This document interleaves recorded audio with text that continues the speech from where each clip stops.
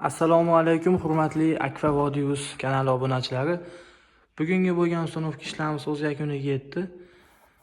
Bugun biz Toshkent viloyati Piskent tumanida ishlarimiz o'z yakuniga yetdik. Xudo xolasa soatimiz 9:30 da ko'rsatyapti. Bu yerga biz bitta rom va ikkita rom, ikkita ikki qanotli eshik olib kelib o'rnatib berganmiz. Aynadamiz ikki qavatdan bo'lgan padagonliklari bilan ochilib yopilishlari juda ham chiroyli holatda. Aynan solib tugatib penalarni atroflarini polni penalab qo'yganmiz. Ko'rishingiz mumkin.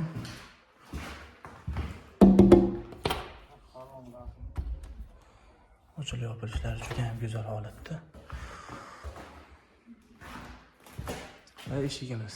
Eshik bo'yi 3.10 da tashkil etadi. Eni 1.25. Ochilib yopilishlariga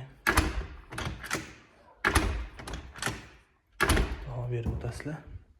Va bag'da yana bitta 4 ta ko'zli romimiz, bitta ochilish. Keyin bu yerda eshigimiz bor, ikki qanotli.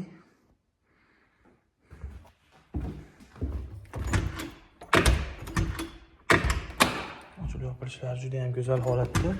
Uchkalarini ham Akfa'ning o'zini fabrichniy uchkalardan foydalanganmiz. Kimga shunaqa xizmatlar kerak bo'lsa, pastdagi nomerlarga bog'lanishlarini so'raymiz.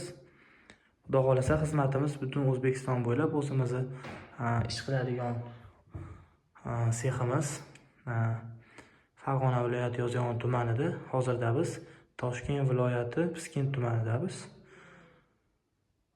Xudo xolasa O'zbekistonda istalgan joyiga olib borib yetkazib o'rnatib beramiz. Xo'sh, bitta ikki qanotli eshik.